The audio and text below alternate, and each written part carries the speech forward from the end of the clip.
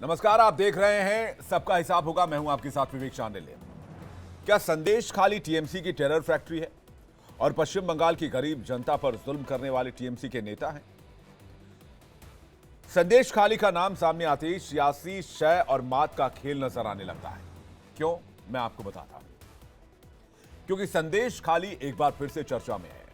इस बार सीबीआई और एनएसजी ने हथियारों का जखीरा पकड़ा है, जो जेल में बंद टीएमसी नेता शाहजहां शेख का बताया जा रहा है। आखिर संदेश खाली में शाहजहां कहां छिपा बैठा है? इन हथियारों का क्या इस्तेमाल होने वाला था? बंगाल में चुनाव 7 चरणों में हो रहे हैं, तो क्या चुनाव के दौरान किसी बारूदी साजिश की तैयारी थी? टीएमसी ने केंद्रीय जांच एजेंसियों के इस्तेमाल पर कड़ा एतराज जताया है। टीएमसी एनएसजी और सीबीआई के खिलाफ चुनाव आयोग पहुंच गई, चिट्ठी लिखा और बीजेपी पर भी हमला बोला। उधर बीजेपी टीएमसी की तुलना हिजबुल मुजाहिदीन और आईएसआईएस से कर रही है। तो क्या ये बंगाल का सवाल है या फिर संदेश खाली के बहाने सियासी संदेश पहुंचाने का प्लान?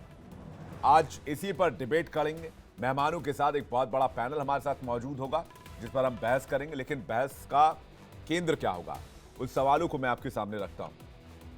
सवाल नंबर 1, क्या संदेश खाली का सियासी इस्तेमाल किया जा रहा है? सवाल नंबर 2, क्या ममता सरकार को केंद्र सरकार टारगेट कर रही है? और सवाल नंबर 3, केंद्र और राज्य में तालमेल जरूरी या फिर सियासत जरूरी? इसी पर डिबेट, लेकिन पहले एक रिपोर्ट देखते हैं।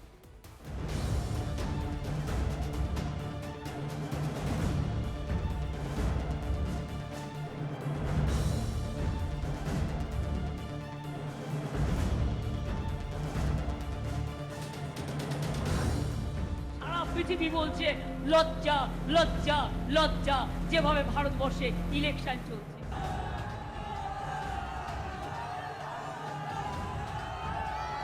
संदेश खाली में महिलाओं पर इतने अमानवीय अत्याचार हुए और टीएमसी सरकार आखिर तक मुख्य आरोपी को बचाती रही। संदेश खाली का विलन टीएमसी नेता शाहजहां शेख सलाखों के पीछे है, लेकिन चुनाव में उसके गुर्गे दहशत का खेल खुलकर खेलना चाहते हैं। सीबीआई जब एनएसजी को लेकर संदेश खाली गई तो उसके भी होश उड़ गए। शाहजहां शेख के करीबी अबू तालेब के घर से 3 विदेशी और 1 देसी रिवॉल्वर बरामद हुआ। कोल्ट कंपनी का रिवॉल्वर, 1 विदेशी, 1 देसी पिस्टल, 348 कारतूस और कई देसी बम बरामद हुए। 9mm के 120 कारतूस, .45 कैलिबर के 50 कारतूस, .380 के 50 कारतूस और .32 के 8 कारतूस बरामद किए गए। बंगाल में नेता प्रतिपक्ष शुवेंदु अधिकारी ने टीएमसी की तुलना हिजबुल मुजाहिदीन और आईएसआईएस से कर दी। उन्होंने कहा कि तृणमूल कांग्रेस देश विरोधी गतिविधियों में शामिल है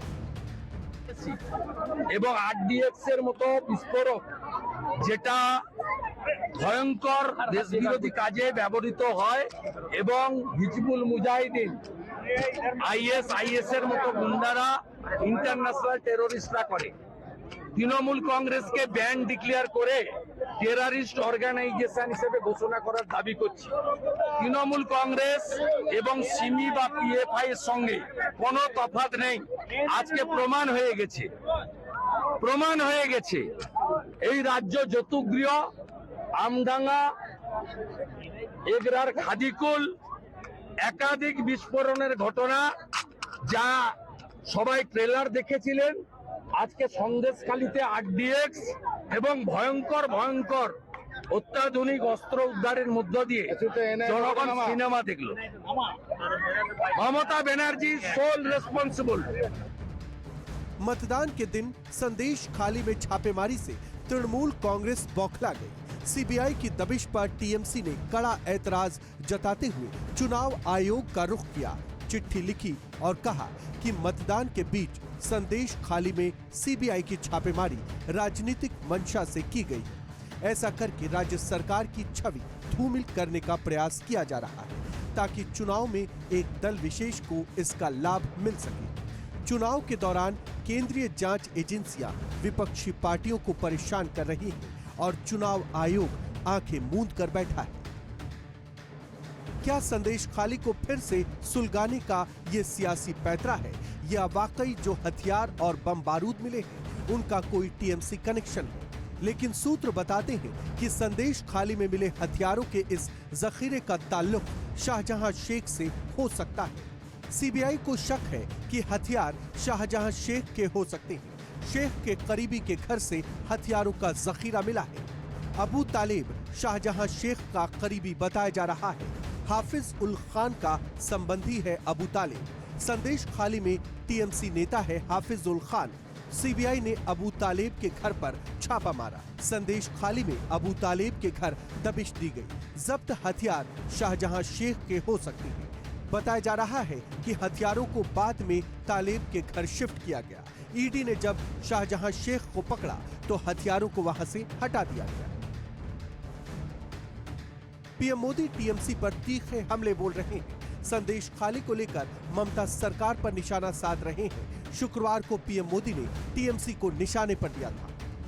जब बीजेपी सरकार ने मुस्लिम बहनों को अत्याचार से बचाने के लिए 3 तलाक खत्म किया तो टीएमसी ने इसका विरोध किया। संदेश खाली में महिलाओं पर इतने अमानवीय अत्याचार हुए और टीएमसी सरकार आखिर तक मुख्य आरोपी को बचाती रही। यहां मालदा में भी महिला के साथ शर्मसार करने वाली घटना घटी, लेकिन टीएमसी सरकार चुप रही, जबकि बीजेपी सरकार महिलाओं की मान मर्यादा इज्जत के लिए काम कर रही है। क्या साजिश के तहत ममता सरकार को टारगेट किया जा रहा है? संदेश खाली को सियासी मुद्दा बनाकर सियासी हित साधने की कोशिश की जा रही है? क्या संदेश खाली के बहाने बंगाल का किला फतह करने की साजिश है? इन्हीं सवालों के साथ आज सबका हिसाब होगा।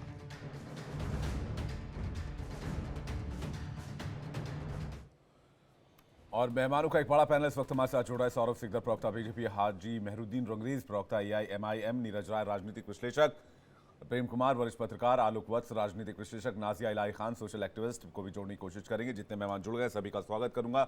दर्शकों का भी बहुत बहुत स्वागत करता हूं। सबसे पहले नीरज जी, आपसे सवाल है। सवाल मेरा बस एक लाइन का है। इतने अत्याधुनिक हथियार, इतने गोला बारूद, इतने असलहे, वो भी जब अनाज घोटाले में छापेमारी के लिए सीबीआई पहुंची तो अनाज की जगह जमीन से हथियार निकलने लगे। और इसमें जब सीबीआई एनएसजी को बुलाती है सपोर्ट के लिए, एनएसजी में हमारे जवान जो देश के जवान हैं, देश की रक्षा के लिए काम करते हैं, उसके खिलाफ टीएमसी चुनाव आयोग चली जाती है। तो टीएमसी की सरकार अपने आप को क्या केंद्र सरकार के इक्विवेलेंट मानती है या पश्चिम बंगाल को एक अलग मुल्क समझती है? नीरज जी, आपके सवाल बहुत जायज हैं, थोड़ा पर्याप्त समय दीजिएगा। जी। अगर जो वहां पर हुआ है संदेश खाली में हुआ है, सीबीआई के जो छापे के दौरान मिला है, वो सीबीआई ही बता रही है कि इजरायली ड्रोन से हमने सर्च किया था, उसमें वो जानकारी मिली थी। अगर ऐसा हुआ है तो वाकई बहुत निंदनीय है और वहां पे वो सजा देना चाहिए। लेकिन साथ ही साथ जैसे केरल के कन्नूर में भी 770 किलो विस्फोटक बरामद हुआ है, उसको भी चर्चा का विषय बनाकर बात होनी चाहिए। और टीएमसी को अगर टारगेट सिर्फ राजनीतिक प्रतिद्वंदिता को दर्शाने और लेकर चलने के लिए अगर किया जा रहा है तो यह गलत है। अभी मैं आप ही के इस पे सुन रहा था, जो भारतीय जनता पार्टी के वर्तमान में स्टार प्रचारक हैं, प्रधानमंत्री जी भी हैं दुर्भाग्य से हमारे, जो वो बातें बोल के चल रहे थे, वह बातें कहीं से भी सुपाच्य नहीं होती हैं। आप देश के प्रधानमंत्री भी हैं, यह मत बोलिए आपके द्वारा लगाए गए, प्रधानमंत्री रहते हुए लगाए गए आरोप सब बेबुनियाद निकले। नीरज भाई, मैं प्रधानमंत्री के बयान पर बाद में जाऊंगा। हाजमा मेरा तब खराब हो गया जब टीएमसी के नेता ये कह रहे थे कि ये जो हथियार है ये प्लांट किए गए और उसके बाद टीएमसी को बदनाम किया गया। तो आपको लगता है कि नेशनल सिक्योरिटी गार्ड, जिसने 26/11 जैसे आतंकी हमलों को रोकने में, उसे खत्म करने में, आतंकियों को मारने में सबसे बड़ी भूमिका निभाई, और जितने भी एंटी टेरर ऑपरेशंस होते हैं वहां एनएसजी सबसे पहले पहुंचती है, तो आपको लगता है कि एनएसजी और टीएमसी की कोई दुश्मनी हो सकती है? विवेक भाई, बहुत बहुत धन्यवाद कि आपको 26/11 याद है। कांग्रेस की सरकार तो थी, लेकिन आप जो है 14 फरवरी 19 भूल गए क्या? 40 शहीदों के हमारे विधवाओं का मंगलसूत्र छीन लेने। सवाल बनता है मेरा सवाल विवेक भाई, सवाल बनता है भाई। मैं ये कह रहा हूँ, सवाल बनता है, मैं ये कह रहा हूँ कि एनएसजी से टीएमसी को दिक्कत क्या है? एनएसजी कोई राजनीतिक पार्टी नहीं है। फिर वही चीज एनएसजी कोई राजनीतिक दल नहीं है। आप मुझे सीधा सीधा एक बात का जवाब दीजिए।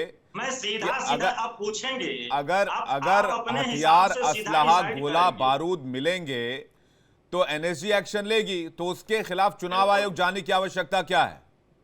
फिर वही बात आप चल रहे हैं। जब यहाँ पर जांच अधिकारी भाजपा के नेता शुभेंदु अधिकारी और हमारे नरेंद्र मोदी जी बन जाएंगे भाजपा के नेता, अब इस पर तो चुनाव आयोग में जाना जरूरी है। लेकिन आप ये बताइए कि जो 19 में हमारे 40 शहीद हो गए थे जवान, उनकी विधवाओं का मंगल सूत्र छीन के नहीं, तो आप लोग क्या पश्चिम, आप लोग चाहते जो है फिर वही बात। नहीं, आप लोग चाहते हैं पश्चिम बंगाल में पुलवामा पार्ट 2 हो जाए?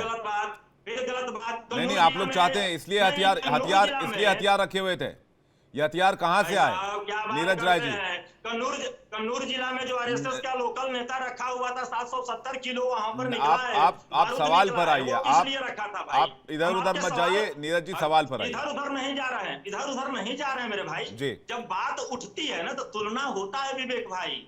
आप ये बताइए कि जो 250 किलो आरडीएक्स आए थे वहां पे पुलवामा में, आज तक जांच रिपोर्ट नहीं निकल पाई हमारी जांच एजेंसियों के द्वारा। और आज आप कह रहे हैं, मैं शुरू में ही कहा था कि गलत है। अगर ऐसा हुआ है तो गलत है, हमारे बंगाल के लिए नहीं, हमारे देश के लिए गलत है। और एनएसजी पे सवाल उठाना, फिर मैंने क्या बोला, राजनीतिक प्रतिद्वंदिता को लेकर आप सिर्फ चुनावी माहौल में टारगेट करते हैं। तो 2021 में जितने हिंसा का आरोप लगाई थी भारतीय जनता पार्टी, इस समय बंगाल नहीं देश की जनता के सामने उसको स्पष्टीकरण दे कि उसमें कितनी कार्रवाई हुई है।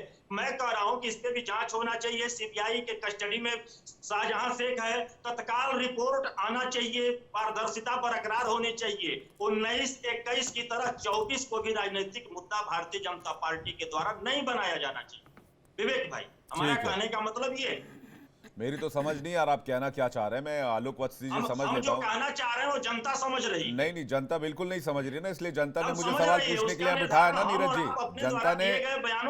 जनता ने मुझे बिठाया सवाल पूछने के लिए कि आप लोगों से सवाल पूछा जाए कि आप लोग चाहते क्या है, टीएमसी चाहती क्या है। आलोक वत्स जी जानना चाह रहे हैं, आलोक वत्स जी को इंटरवीन करना चाह रहे हैं। आलोक वत्स जी, जो मैं जानना चाह रहा हूं उस बात पर नीरज जी दूसरी बातों का जिक्र कर रहे हैं। वो एलिगेशन पर एलिगेशन, सवाल का जवाब सवाल से देने की कोशिश कर रहे हैं। लेकिन एनएसजी पर सवाल उठाना, सीबीआई पर सवाल उठाना, बीएसएफ के जवानों पर सवाल उठाना, इस तरह के इंटरवेंशंस क्या शाहजहां शेख को बचाने की कवायद है या फिर ये भी एक अपीजमेंट है? देखिए, अब ये स्पष्ट हो गया है कि वहां पर किन ताकतों के साथ टीएमसी खड़ी थी और किस तरीके का वहां पर उपद्रव हो रहा था, किस तरीके का उत्पीड़न हो रहा था और किस तरीके का देशद्रोही काम वहां हो रहा था। आज जितनी भी असलहें वहां मिली हैं उस पर नीरज जी जिस तरीके से अपना वक्तव्य दे रहे थे, मुझे थोड़ी सी शर्म आ रही थी कि इस तरीके के चीजें के मिलने के बाद आप एनएसजी और पुलिस और जो हमारी एजेंसियां हैं इन चीज़ों को तहकीकात करने का, उस बीएसएफ, उनके ऊपर आप प्रश्न चिन्ह खड़ा कर रहे हो। आज आप सुरक्षित खड़े हैं तो इन लोगों के कारण खड़े हैं। आपको तो इनके सामने नतमस्तक होना चाहिए कि ये अपने प्राणों की आहुति देके आपके प्राणों की रक्षा करते हैं।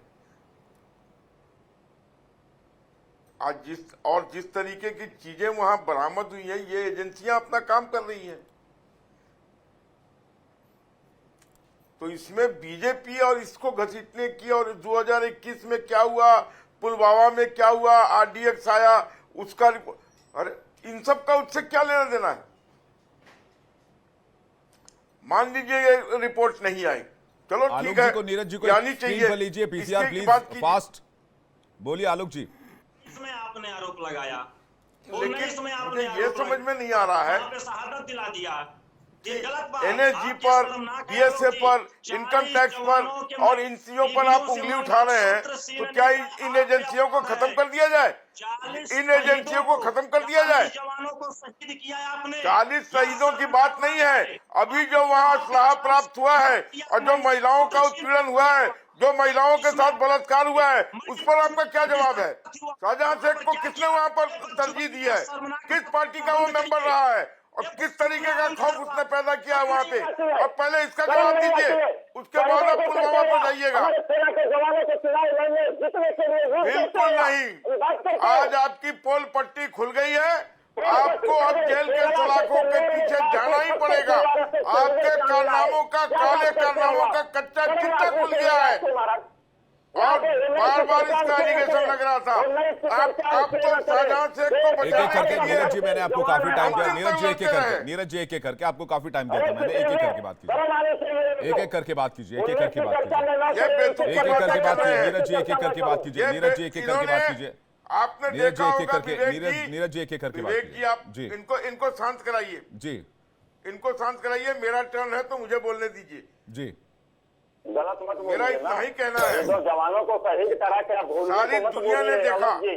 कि इन्होंने शाहजहां शेख को बचाने के जवानों लिए, को शहीद करा के आप उसको भूलने कस्टडी के में लिए नहीं मत लेने के बोलिए। लिए कोई मत कवायद बोलिए, नहीं थोड़ी छोड़ी भी शर्म इन्होंने। है आपके अंदर, थोड़ी भी कोई शर्म ऐसी है। कवायद है जिसको आप नहीं छोड़ी। जवानों को आज शहीद एक एक करा के करके, एक एक करके, नीरज जी एक एक करके, है, नीरज जी एक एक करके, इनके साले कारनामों, नीरज जी एक एक करके, नीरज जी एक एक करके। देखिए मेरी सेहत आज, मेरी सेहत और मेरा गला आज बहुत ठीक नहीं है। देश को गुमराह करने की कोशिश कर रहे हैं। जी ठीक है आलोक जी, कहाँ से आया था पहले? ठीक है नीरज जी एक एक करके, नीरज जी एक एक करके, नीरज जी आलोक जी एक एक करके, जो गलत हुआ नीरज जी आलोक जी एक एक करके। मुझे मैं टाइम दिया सौरभ तो मैं बोल रहा था। जी एक एक करके। आलोक जी कह रहे हैं कि भाई इस तरह की सियासत शर्मनाक है और इस तरह से एनएसजी, बीएसएफ, सीबीआई, ईडी पर सियासत नहीं होनी चाहिए। मैं सौरभ सिकदर के पास जा रहा हूं, उसके बाद प्रेम कुमार जी आपके पास आ रहा हूं। दोनों को स्क्रीन पे लीजिए। सौरभ जी क्या जो एलिगेशन नीरज जी लगा रहे हैं, क्या केंद्र सरकार जानबूझकर ऐसा कुछ कर रही है जैसे कि पश्चिम बंगाल में चुनाव प्रभावित हो? मैं नीरज जी का पीड़ा समझ सकता हूं, क्योंकि ये नीरज जी और नीरज जी जैसे लोग जब शेख शाहजहां के ऊपर ईडी का हमला हुआ था तब से उसको बचाने के लिए गला फाड़ रहे थे। और ममता बनर्जी खुद बंगाल के विधानसभा में खड़ा होकर बोले थे कि शेख शाहजहां को फंसाया जा रहा है, उसको विक्टिम बनाया जा रहा है।